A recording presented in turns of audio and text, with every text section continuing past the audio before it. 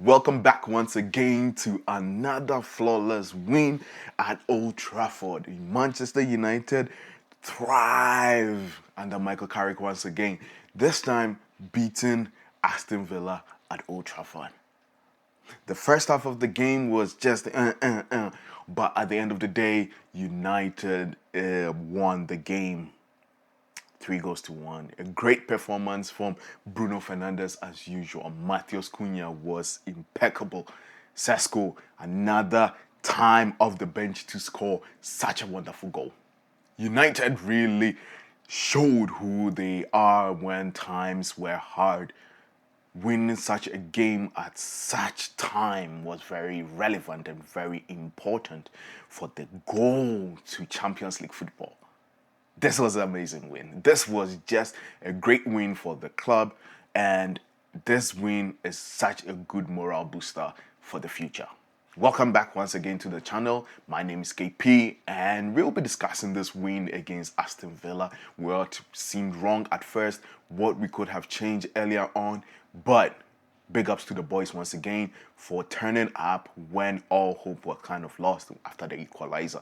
But these guys really have changed their whole mentality when it comes to playing at Old Trafford. What a win. What a win. And good. Oh man. This is a lot of people were chatting bullocks throughout the whole week that we are going to lose against Aston Villa. But we know we lost at their home 2-1. And this time in the return game at Old Trafford, we have successfully beaten Unai Emery.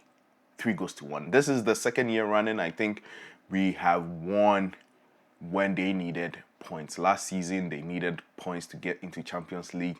For this season, we beat them. And today, we've also beaten them once again. That was such a good relief. Let's talk about the game. Honestly, in my opinion, the first half was kind of boring. It was very boring. We couldn't make moves. We were comprehensively not in our best space, I would say. We struggled a lot in determining our third final passes. It wasn't really good, and it's probably due to we starting the game without an authentic striker. We miss kind of like Benjamin Sesko or any other prolific striker in the world that who could make use of any other chances that came into the game. We barely created any chances in the first half, but at the time that we needed and was able to create those chances, we skied them. Diogo Dalot, with that move, how do you sky such a ball with your left foot? I know you're a defender, but you can be a defender that makes good decisions when in the opponent's box. This was something we needed. We needed this. But at the end of the day, we were able to kind of take the pressure off us and win this game.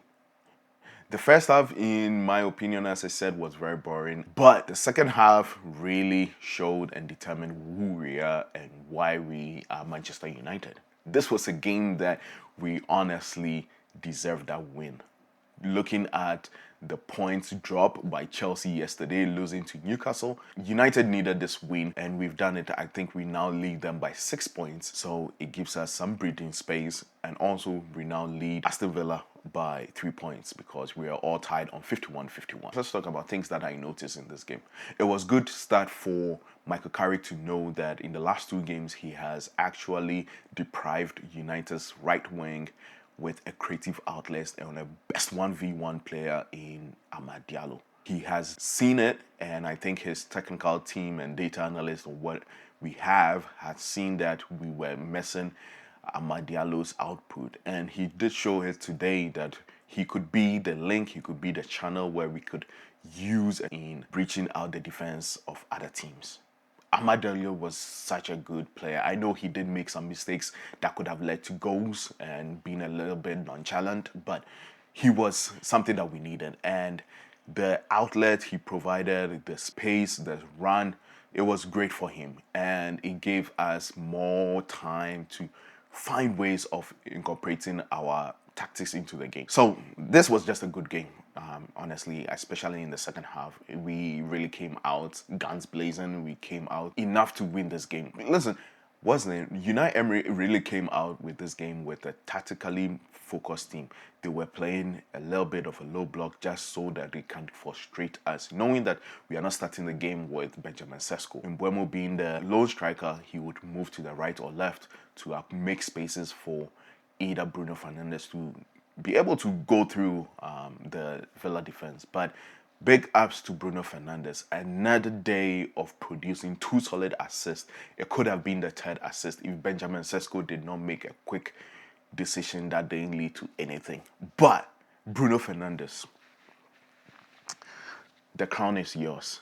You are such an impeccable player. You are such a magnificent player that United have lacked in some times. But this time, you have a goal of breaking that record of assist in the league. And honestly, now he has the chance. I feel, listen, even if Arsenal wins the league,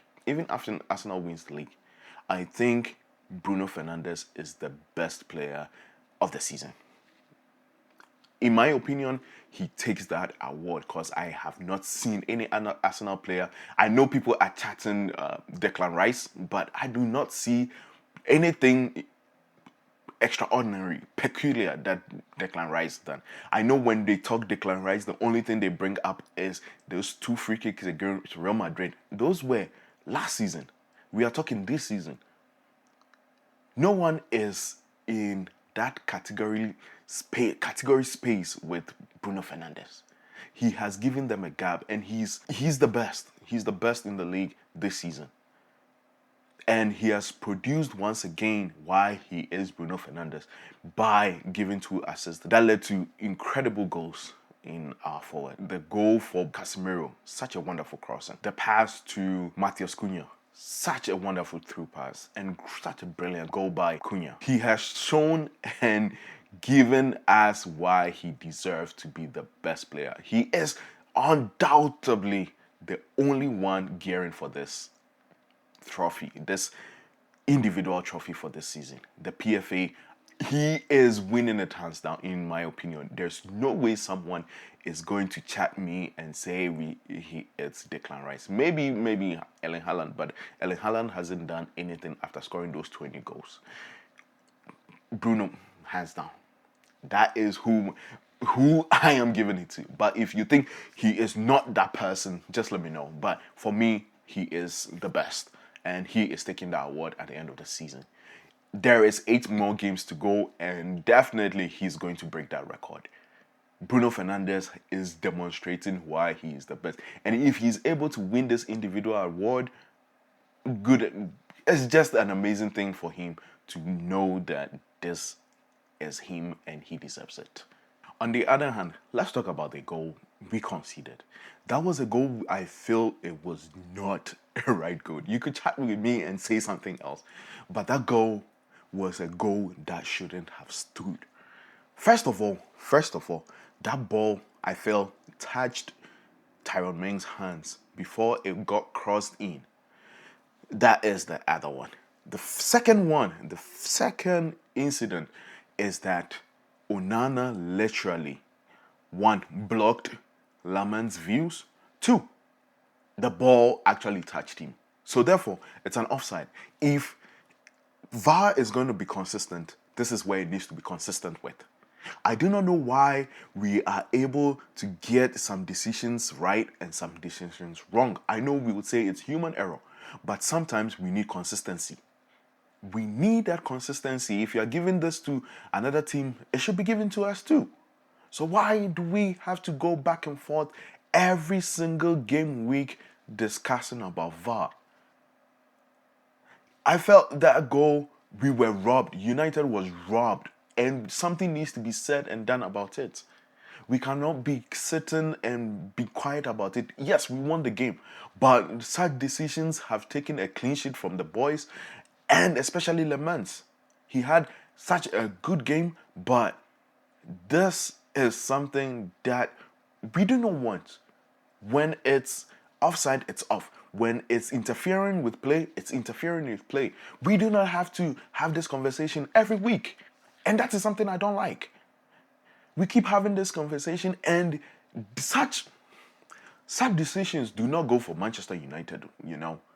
We always struggle with sad decisions. Maybe we do not play our football like that, so we'll be looking for cheap goals. But when it happens, we are robbed all the time. When it happens to us, we never get it, in my opinion. So yeah, let me know. Let me know if this goal should have stood in this game. To me, it shouldn't have. It really shouldn't have. But we demonstrated once again that we needed those goals. Benjamin Sesko, again, he is now, I feel, the best super sub in the world. With the goals he's scored, with the times he's come off the bench, he's the best. He has become a masterclass of it. He has mastered his act that when he comes into the game, such games like this, he can be able to make an impact and score those goals that would determine the results of it. That was the cushion goal we needed. And he did it. He did score. So big ups to him. Cunha, what a way to break that defense with that run. He was able to find his spot and bend that ball past Emiliano Martinez. So we've bleeded for a long time during Ruben Amorim's era. We've bleeded. I know what he was trying to do. I was a fan of him, but results is what is needed. Results is what counts in such team, in such league. And United have gotten the result. Big ups to Michael Carrick, Steve Holland, and the rest of the guys. And we go again another time this coming week. If it's your first time tuning into this channel, please hit the like and subscribe button, and also hit that notification bell that when we start posting our shorts and our long-term content videos, you'll be able to interact and watch this. Without your help, we are not where we are. But thank you guys again, and united, we come again, and we will claim the spot for Champions League football. Catch you guys on the next one. Peace.